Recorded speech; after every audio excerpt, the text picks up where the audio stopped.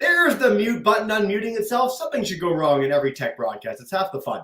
My name is Jesse, and welcome to another thrilling program with us here at Exploring by the Seat of Your Pants. Welcome into our YouTube audience on the Exploring by the Seat of Your Pants channel and the Toronto Zoo channel. It's a pleasure to have you both wherever you're joining from today.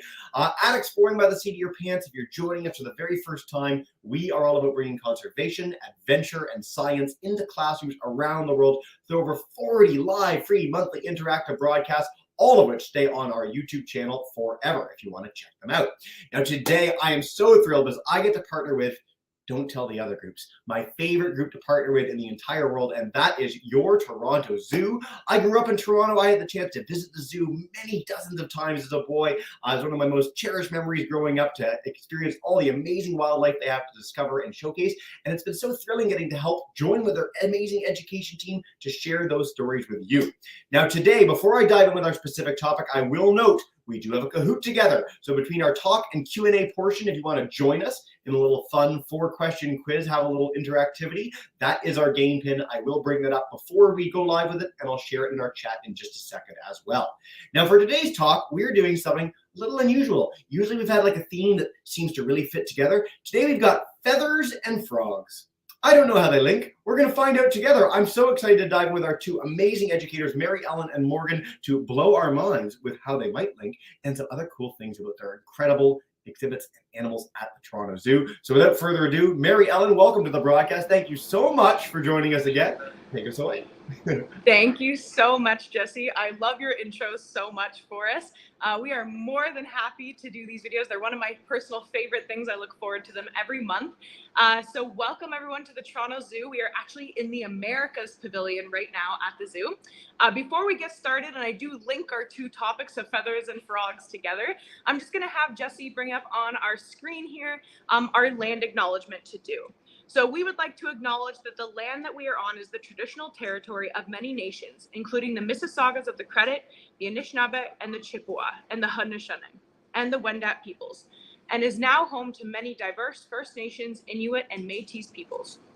I also acknowledge that Toronto is covered by Treaty 13 with the Mississauga of the Credit and the Williams Treaty, signed with multiple Mississauga and Chippewa bands. Thank you for that, Jesse. So again, I'm going to just say welcome to the Americas Pavilion. And as Jesse hinted, we have a very interesting topic today, frogs and feathers. So in this first half, I'm going to be covering the frogs. And when I'm finished, we're going to be jumping on scene with Morgan to the feathers portion. And what is it that makes them link together? It's kind of a weird thing, not really seeming like they have anything in common, but they really do. And that's what we're going to be learning about today, is the overall health of a habitat and of an animal. And we can tell a lot from frogs about how healthy their home is, and we can tell a lot from feathers how healthy the animal is. So without further ado, I'm here in front of our tank with two of our frog species at the zoo. I'm going to turn my camera around. Give me one quick second. This always takes me a moment to do it here. And we are going to be looking at some of our frogs here together. So in front of us, we have our lemur leaf frogs, as well as our golden frogs. So I'm gonna come down, we're gonna play a little game of I Spy for them, because this is a pretty big tank and there are a few friends in here. But let's get a little bit closer. Now, Jesse, I'm so sorry I didn't warn you about this ahead of time, but I'm gonna be asking some questions to our audience friends, and I'm gonna need your help with some answers. So to start us off, I wanna ask the audience, does anyone know the difference between a frog and a toad? Ooh, okay. I'm going to head to some of our live classes, but YouTubers, if you guys want to chime in the chat, we'd love to hear from you too. Miss Fisher's class is a student with a hand like straight up. So I'm going to head to you guys. If you want to unmute, the difference between a frog and a toad. What do we think, grade twos? Let's see. All right, hold on. What do you think? I think the difference between a frog and a toad is I think frogs live in water and toads live on land away from the water. I mean, Yeah. too close to There you water. go. I like that answer very much. Ms. Doyen's class, you guys have a student right up at the camera. I will go to as many people as I can throughout the broadcast today, I promise. But if you want to unmute, come on in, grade ones. Hi. Frogs and toads. Hey, hi, guys. What else do you know about frogs and toads, Scarlett? Talk to the camera. What is the difference between their legs? Frogs have longer legs than toads, so that frogs They sort of are hop. Yeah, they got those big legs. Okay, Nice job. So, Mary Ellen, okay, longer legs and live in the water. Are we right? What's the deal? We are exactly. We were right on the right track there. So you are correct. Frogs are more of an aquatic or a water animal than toads. It's not to say you won't find a toad near water, but they prefer being a little bit more on land. And a toad is a little bit more stout and kind of round, whereas a frog, we were mentioning they've got those really long legs. You can see them kind of curled up there in the background. And they use those for jumping. They're very athletic animals, whereas a toad does more of a crawl hop, I'll say. It's a little bit more of an interesting kind of maneuver that they're able to do. Now, it's interesting to note, so it gets a little confusing, but all toads are actually frogs, but not all frogs are toads. So when we think of animals like these two here, a lemur leaf frog and a golden frog, these are like what we would maybe consider a true frog species. So it can get a little bit confusing sometimes, but for the purpose of today, we're just going to talk about a frog and a toad as kind of two separate species, even though they are pretty closely linked to each other. Now, these animals are really cool. We're going to dive into a little bit about frogs first, and then kind of learn about how we can use them to tell the health of their habitat. Now, they grow up just like we do, but they do it in a different form. And I've actually got some little bits here in front of me, some little, what are we gonna call them here? Some little toys, I guess, to show us their different life stages. Now, we use lots of things. You might have seen in previous videos with Jesse, we use things called biofacts or biological artifacts. And that's parts and pieces of animals that we use for educational purposes. But frogs are amphibians, and they are historically very wet animals. They like a very moist, wet environment, as you can tell by all the water droplets on their tank here, which makes it really difficult to actually save biofacts from them. So we use a lot of replicas here instead. And this is kind of just a general outline to show you what their life stages are. So we have when they're eggs, they move into a tadpole, and then as they slowly get bigger, you see that they actually stop eating normally and they absorb into their tail until they become their adult stage. And what I have here is actually a frog skeleton for us. And just like one of our class friends told us, they've got really long legs, and these are full of muscle to help them jump and reach everywhere they want to go. In fact, if I back up here, their whole tank, it's not uncommon for us to see frogs up at the top and even really high up on the back as well. They kind of go wherever they want to. Now, you have a few other types of frogs here at the zoo as well. So I'm going to try walking over to my left. The signal wasn't as good over here, but I want to see if we can check them out a little bit. So these ones are called poison dart frogs. Now, they can be a little bit hard to find. I'm even looking with us here right now. Anyone see anyone here? I swear there's several in here. And although they're very brightly colored, I know it makes me sound like I'm a liar. They're very brightly colored, everyone. They look like this or yellow. They're super bright. And I can see one. He's hiding all the way in the back over there. Let's see. And I see one other one hiding right over there. So we'll go back to our frogs that we can see, but we do also have really cool poison dart frogs. I want to kind of talk about that. The poison dart frog. Oh, look at this. We've got a buddy right up close with us now.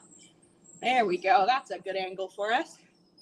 So the poison dart frog, we see that frogs tend to be really brightly colored. And that's another way we can tell them apart from the more traditional toads. Now, this can be for poisonous reasons. So they're bright in color to say, hey, don't eat me. You don't want to eat me. I'm poisonous. I can hurt you. They can also be brightly colored to camouflage in. A lot of frog species in the world live in tropical areas that are very, dense and lush with forests and plant life. And they can be pretty brightly colored. And so they need to be bright to blend in. And they can also do it for reproduction purposes. So the male of a species will be bright and colorful in order to show off to the female of that species as well. All right, I'm going to ask another question here to the audience. So I'll give you a hint. In the world, there's about roughly 6,000 species of frogs alone, which is pretty cool. And I'll tell you that the most frogs live in Brazil. And that's just over 1,000 or so of them live in Brazil. Most of them are from South America, just because of the tropical environment. But does our audience want to guess how many are found here in Canada? Ooh, How many okay. species of frogs do we think live in Canada? So grade 2 Sterling Hall, your mic's muted, but I will come to you if you guys unmute it in a second. And I'm going to head to Stony Plain Central first. What do we think? How many kinds of frogs are in Canada? I think at least like millions because there's a ton of frog species. Millions of frogs. How many in Canada? How many kinds of frogs? I think. Anybody else have a guess here?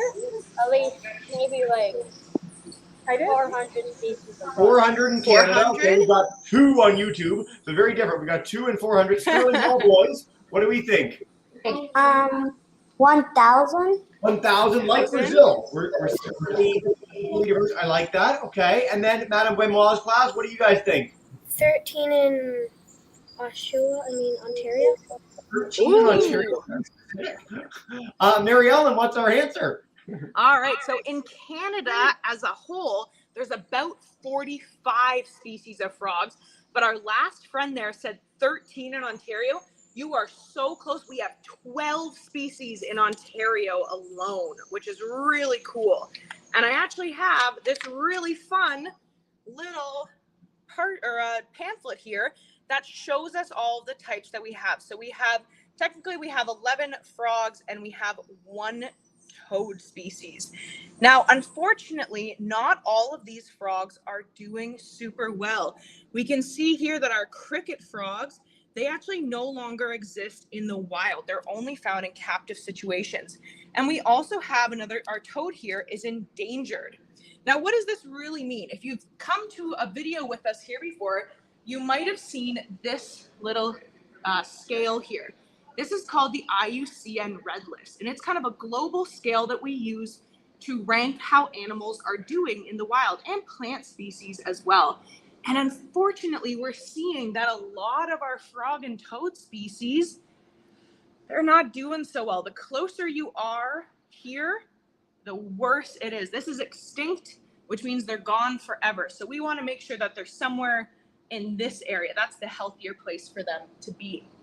And the reason for this is frogs are very sensitive. So anyone know here, or anyone ever been told that you shouldn't pick up a frog or a toad and you shouldn't be touching them? Yeah, a couple people. Jesse's got his hand raised there. I know it's really fun to go and look for frogs, and you can look with them for your eyes and for your ears as well, because they often make a lot of really amazing calls, but you have to be super careful with them. Frogs are able to kind of feel and smell and taste their world around them through their skin and through their feet, not just through their mouths and their nose. So that means they're very easily affected by their habitat. Think, for examples, today. So I'm in Toronto right now at the Toronto Zoo, of course, and today's a little cold. It's April, but it doesn't really feel like April.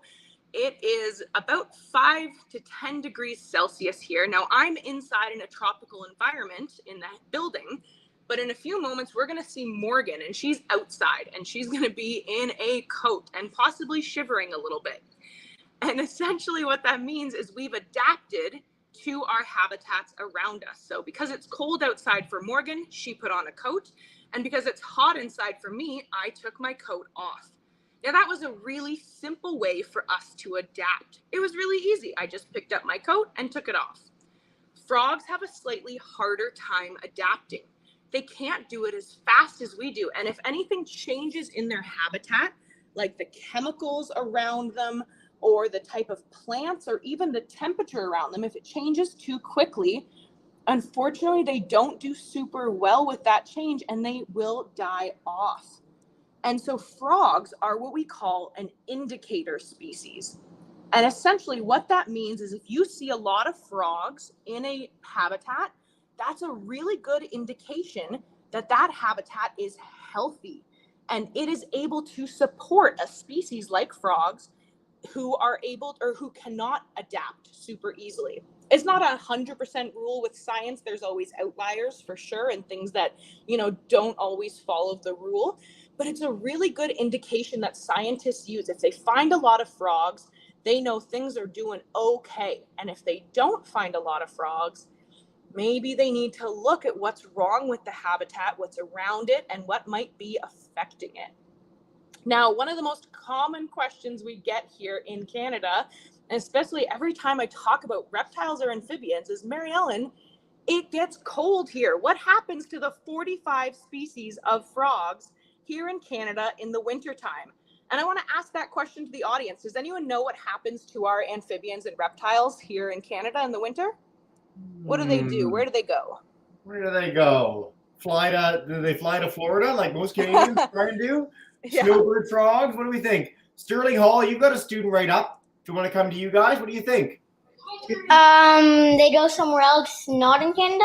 They do. So there you go. We've got from the kids. They go somewhere else. They leave Stony Plain Central. You've got a student right at the camera. They freeze. They freeze. Okay. Mary Ellen went, ooh, and maybe some of our students that watched our Parks Canada program the other day on this very topic picked up on something there. Mary Ellen, we'll stick with that for now. Go away or freeze. What are our options? So we're half right there. So there are a couple species. There's one called the little gray tree frog that can actually, I want to say freeze, but I'm going to pick the camera up, freeze in air quotes. They do go through kind of a freezing process, and they are able to basically slow everything down in their body almost to a stopping point. And they can freeze and then thaw out in the summer. But most commonly for our species of frogs and toads, we see that they go through a hibernation. So essentially they'll find a bunch of leaves and litters to kind of crawl under, and then they will bury themselves very deep. Now, some species of toads, they like a little bit more protection than that.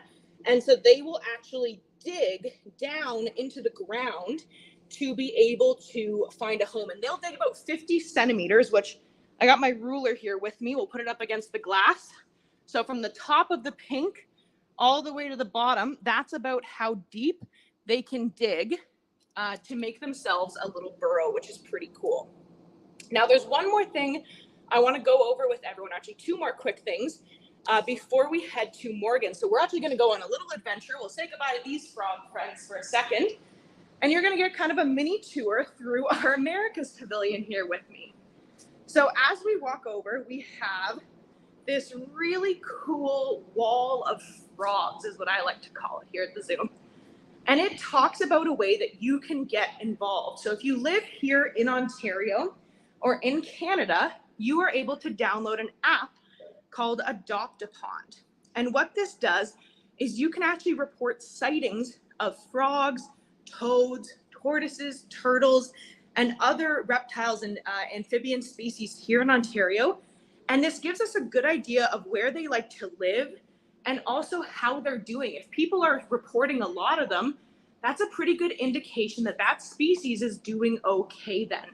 So it's a really helpful way that you're able to help the scientists and researchers. Now, I'm gonna finish off my segment here. We're gonna go over the life of a frog. So we already went through its stages and of its growth pattern, but to actually get there is really difficult. This is our wheel of frog life here, and we're gonna spin it together and see if we as a collective group this afternoon, would survive to being a frog. Now I'll give you a hint. Out of this entire wheel, This is the only one that says, congratulations, you survived to adulthood. So we want to land right there. That's what we want, okay, everyone? It's really hard to be a frog. There's lots of ways that they can get injured in the wild or pass away even before they become an adult. So ready? We're going to swing it together here. I'm eternally hopeful, but no. Oh, let's no. see what happened to us. Oh no, chemicals caused tail deformation. You are unable to swim. Oh, guys, that's not looking too good for us. So unfortunately, it looks like we were unable to survive to adulthood there. Better luck next time. If you come to the zoo in person, I encourage you, play the wheel of life, see if you're able to survive as a frog. But they have a rough life out there. It takes a lot for them to get to their adult stages, and we want to see lots of them. So it's really important for us to protect our habitats, picking up litter, making sure that there's no deforestation, writing to companies or governments if they're polluting in an area, you want to see an area cleaned up, participating in tree planting, all sorts of ways that we can get out there and help these habitats and help these frogs out. We want to see more of them getting to that adult stage. All right, I'm going to pass it over now to Morgan, and we're going to learn about how feathers do a very similar thing for birds. Fantastic. Well, thank you so much, Mary Ellen. In the background, I saw Morgan has been chipped out of the ice, so she is good to go again. Excited to have you back, Morgan, and excited to dive in with some amazing birds together. Let's do this thing. Yes, hello everyone. Yes, so we're at Feathers now, and luckily I got inside the building, so I'm not shivering as I talk to you all like I was a couple broadcasts ago. So I'm in the penguin house right now, and you might think penguins live in the cold, so I should be shivering, but our African penguins like it a little bit warmer, luckily. So, like Marianne said, we have to relate feathers to frogs, which is a little bit of a weird relation, but I'm going to turn the camera around right now, and we'll be able to see what we actually came for. All of our penguins. So there's everyone. Luckily, they're getting their snack right now, which is perfect. They're surrounded by the keepers, getting their snacks. The whole reason I'm by our penguins is to talk to you about feathers. Now, you wondered how they're related, but like we said, feathers are very indicators of health and well-being, just like a frog's outer skin.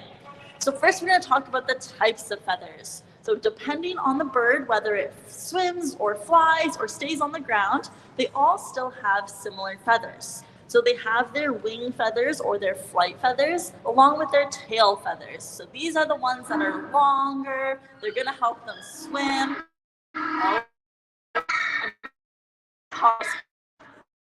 There we go. That might happen a couple times, just so you know. They want to be part of the broad. So their tail feathers and their wings help stabilize them. They're also symmetrical on the body, and they're windproof. Then covering their body, they have what's called their contour feathers that give them their shape. They're all over their body. These are also sometimes waterproof and just streamline them. Underneath all of that, and down feathers. So these feathers are kind of what insulates the bird. They stay warm. These feathers also need to stay dry. So that's kind of what's underneath all of those outer feathers. So then why do birds have feathers? Well, for lots of different reasons. Again, some of them use their feathers to fly. So maybe your big birds of prey like eagles or all of your songbirds, birds need their feathers to fly. Whereas penguins, not so much. They also need feathers for warmth. So again, some of the birds live way out in the Arctic areas or in the cold areas, sometimes during the winters in Canada, and they need them to keep warm. Now, if we do look at our penguins, you can see they're obviously near a pool. Or if you think about the ducks and geese in your backyard, they'll be in the pond near your house.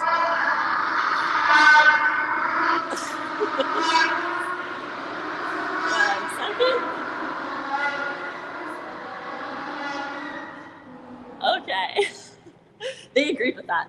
So they need to stay waterproof. So all of the feathers that are on the outside of their body, you might be able to look at a duck and say, that duck doesn't look very wet right after it went for a swim.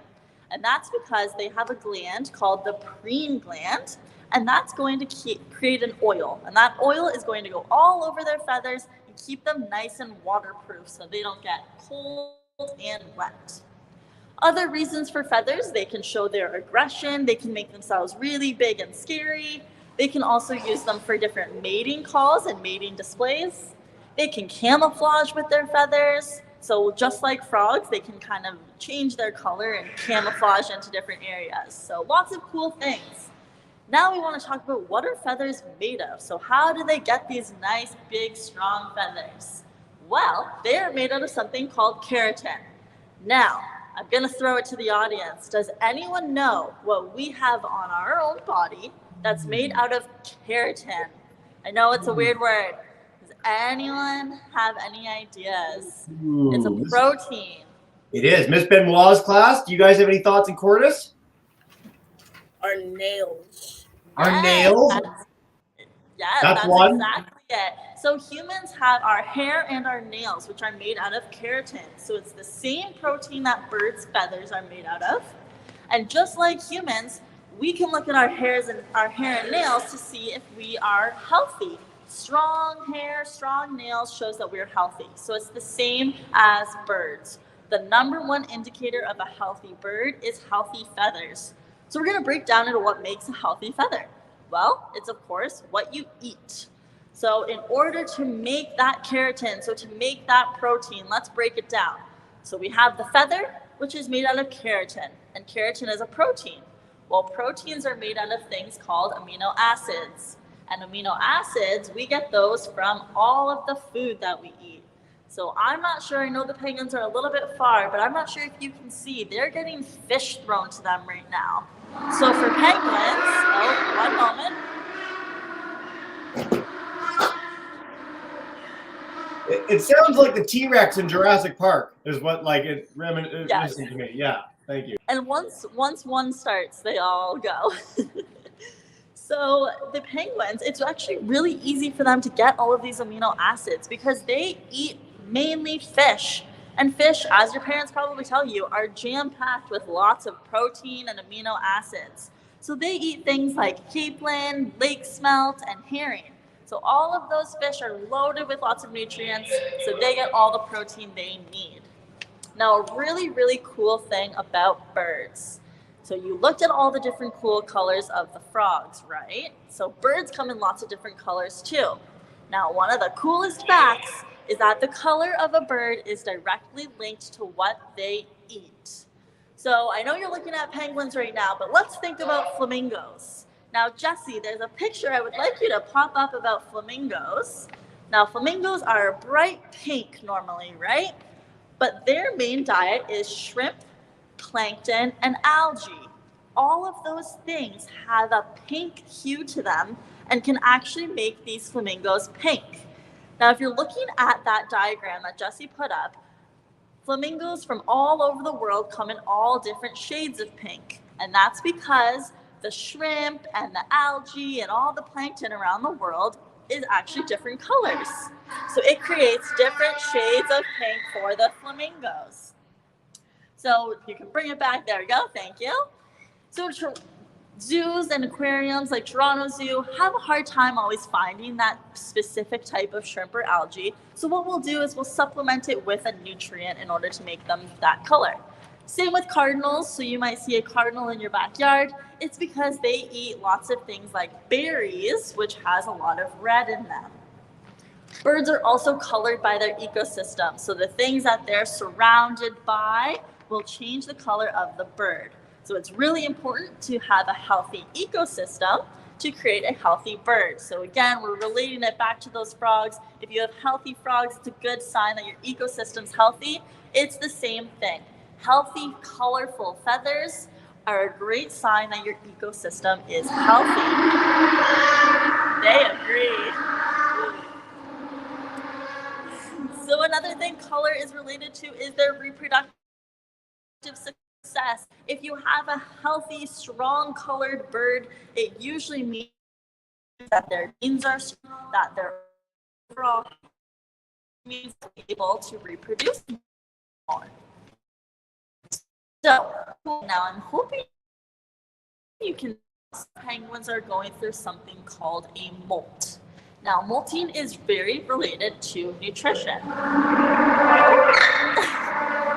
So the definition of molting is molting actually is required through a healthy nutrition. So perfect, thank you, Jesse. So if we're looking at the diagram there, this is a penguin molt because I know it's a little bit hard to see our penguin close by, so I got a diagram for you.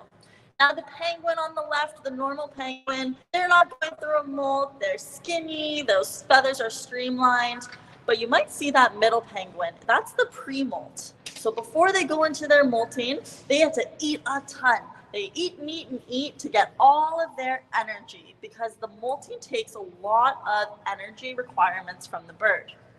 Then you'll see during the molting, it's shedding its old feathers and growing in new ones. So that requires, like I said, a lot of energy. So they're using their sources that they gathered while they were doing all of that eating. And then after the molting, they feel confident, they have new feathers, they're looking good, and they're nice and energized. So another reason that they have to get all plump before they molt, penguins specifically can't swim while they're molting. In the wild, they won't do any swimming for any fish while they're going through that because the feathers underneath their contour feathers, so remember those down feathers I was talking about, those would get wet. So they actually have to stay on land, which means they can't eat, and they also can't do any swimming, so they can't get away from predators. So this is a really vulnerable time for them. Luckily here at the zoo, they swim to get their fish, and they can still eat during the molt. The one that's getting fed right now, actually. And then the last thing that we're going to touch on with feathers is their behavior. So behavior is very strongly linked to feathers and also their well-being. So we'll notice if a bird isn't grooming its feathers properly and keeping itself nice and groomed and looking good, there's a key indicator that something is wrong with the bird.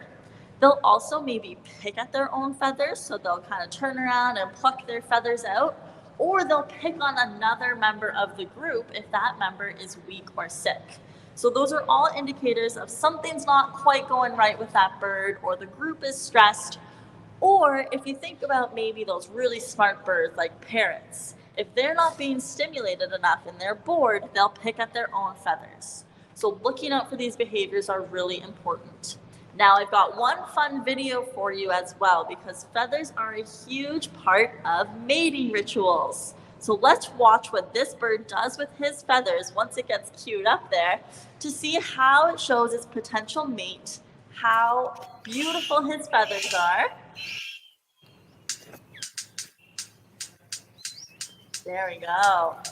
So it's showing off its feathers to its potential female mate, showing off its beautiful blue and black feathers.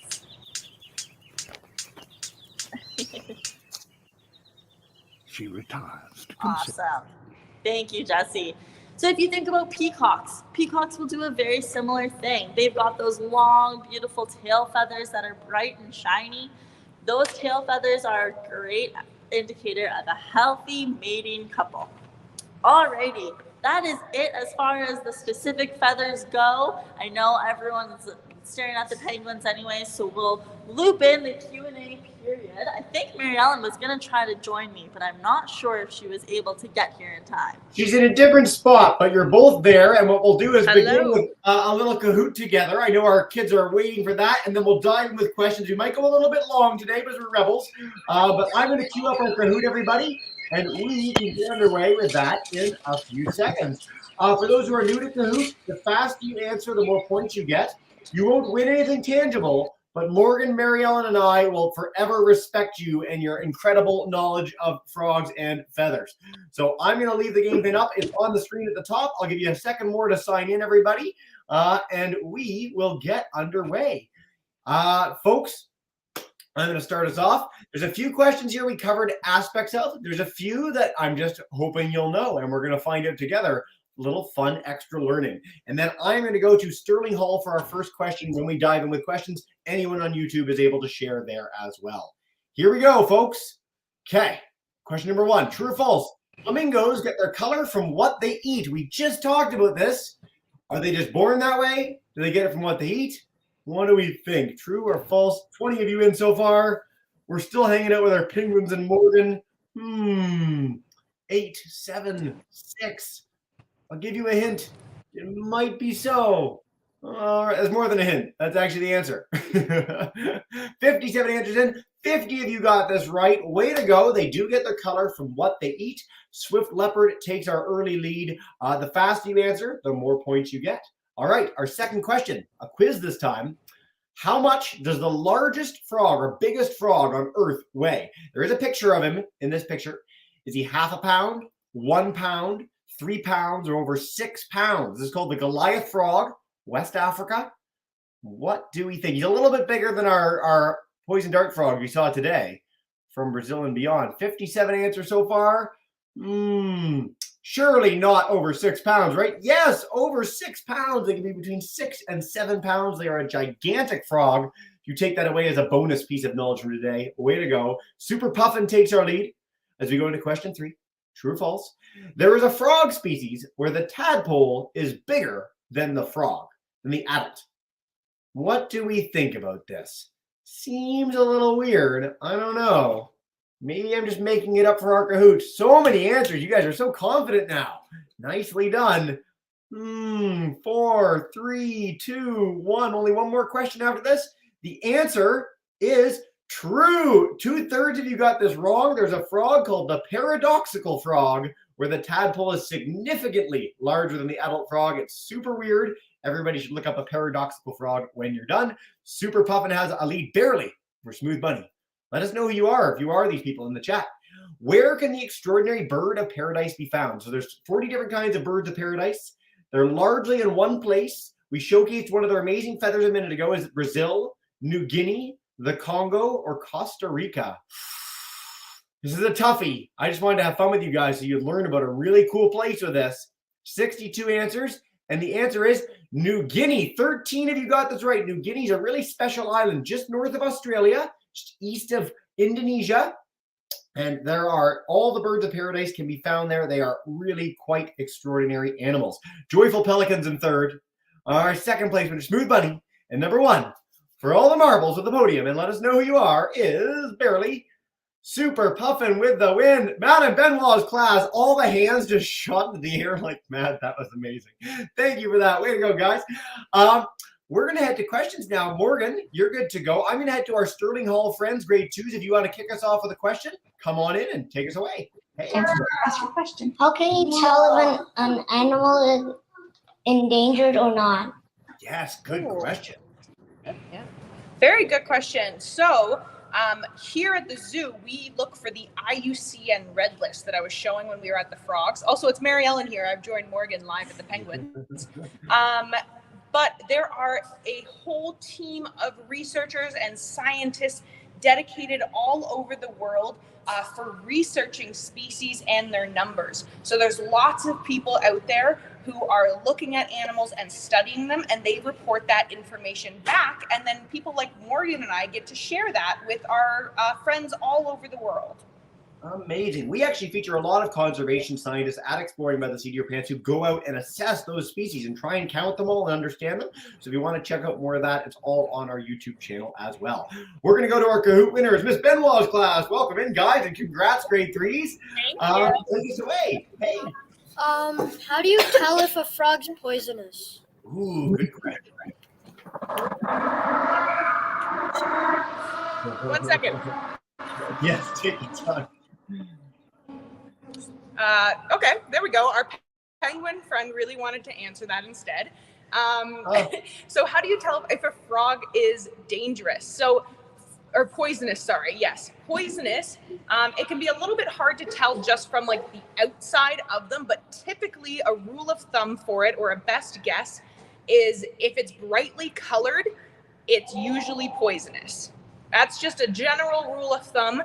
And you have to usually eat them. So they have to be ingested to be a true poison most of the time. So it's just kind of a good rule of thumb, but at some point somewhere in history, they were tested, or someone or something ate one and might have died from it. And that's kind of how we tell in the beginning. And now once we know for good. Great question, guys. All right, Miss Fisher, second graders, I'm going to head to you. I'm coming to Miss Doyen and Stony Plain, I promise. But Miss Fisher, come on in, guys. Hey. How long can a frog survive out of water? Ooh, interesting. I missed the end of that. How many frogs are... No, how long can a frog survive out of water? If they're not near something, a water body, can they survive for any indefinite period of time? Is there a limit? Do we know? Oh, that's a great question. That might have to be a quick fact check. I'm going to go with an estimate here, though. We'll kind of work our way through it. The beautiful thing about learning about animals and all the kind of scientific properties about them is once you know enough, you can sort of apply that knowledge to general things. So I know, for example, frogs are a species that have wet skin. So they do rely for wet environments around them.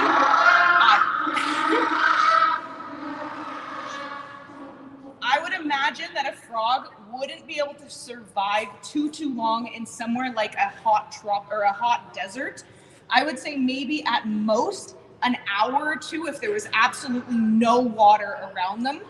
Jesse, do we have a quick fact check answer? Well, so, I mean, again, this sort of gets the penguins are a riot. The difference between frogs and toads. So there are toads that live in the deserts of the United States called spadefoot toads that can go months underground without water, buried in the sand. And when it rains, they sort of like go and they get up and they go. There's frogs in northern Canada that can freeze over the winter. Now that's a different kind of sort of lack of water or lack of fresh water because they're actually actively in it, but in ice.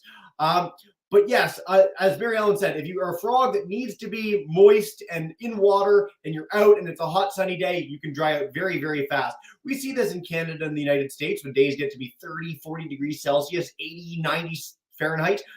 It's so hot, it's even difficult for us, and we don't have that skin that loses water quite the same way that frogs do. So it really depends on the member of the frog or toad family that you're thinking of, but I love that question. Way to go. Miss Doyen's class, I'm going to head to you guys. If you want to unmute your mic, you are good to go. Come on in. Hello. We've been learning about the life cycle of the frog, and we were wondering, where do tropical frogs that mostly live in trees lay their eggs? Ooh, great question. Okay, I'm going to mute here. I think we're safe. There was a little bit of chirping or some sounding off of the penguins there. So yeah, so where can frogs lay their eggs? So typically they do need a water source, so they lay their eggs in water. They're very unlike, hold on. They're very unlike a bird egg that has that hard shell around it. They really have their, that kind of soft, almost jello-like egg. And even frogs that live in trees, water can still pool in treed areas or like mossy areas. They're really just looking for somewhere damp and kind of moist and dark for the eggs to be in. Yep. I'll highlight another cool, oh, there's our penguin friend saying hello right at the camera. That doesn't happen very often. Hello, penguin. I'll note just as a voice, the bromeliad is a plant that you'll often find in tropical places that has little pools of water gather and frogs will lay their eggs and have babies. Some of the bromeliads, some of the coolest things in all of nature are frogs trying to get food for their babies in different bromeliad flowers all across the canopy and the forest. Very cool question, guys. All right, Miss Smith's class, I'm coming to you at Stony Plain Central. I'm going to take as many as I can after that. We're almost at the end of the broadcast, but come on back in Stony Plain, Miss Smith. Hi. How long do frogs live? Ooh, by the way, Mary Ellen and Morgan, I think we've discovered that frogs are like a big draw in frog and feather programs. Way to go. How long do they live? Yeah, I will say I was not expecting the frogs to get all the attention. That's why we decided to come live at the penguins for the Q&A. Next time, we will definitely stay live at the frogs. So it kind of depends, obviously, captivity versus wildborn. As we spun our wheel of life, it's a pretty hard time out there for frogs. We died in our spin, and about 99% of them do pass away. But on average, you can see them living from like, I'd say as a general 10 to maybe 15 to 20 years. I'd say like 16, 18 is like really old for them. But most frogs, I'd say maybe like 8 to 15. Great question, guys. Again, I like these challenging queries, and I think you're interested in frogs. I'm going to try and take a few more quick questions at random from our classes. I know some of you might need to go soon, and so if you do need to go, I will note Toronto Zoo, Adopt a Pond. If you want to find out more in the GTA, the Toronto area, about how you can help with frogs and beyond, that's a great resource. TorontoZoo.com highlights all their amazing conservation work, and this program will be on our YouTube channel if you want to check it out when we're done. I'm going to head to Madame Benoit's class. Come on back in and take us away. I forget. How many frog species? How many frog species do you have at the zoo? Yes. Oh, okay. Let's do some quick counting here. So we have our poison dart frogs in Americas. We had our golden frogs and our green leaf frogs. We also have one called the tomato frog who lives in our Africa pavilion. I'm going to say that's all the ones I can think of off the top of my head right now. But I'm going to say, oh, nope, there's some that live in our Australasia pavilion that I call chocolate frogs from Harry Potter, because that's kind of just what they look like.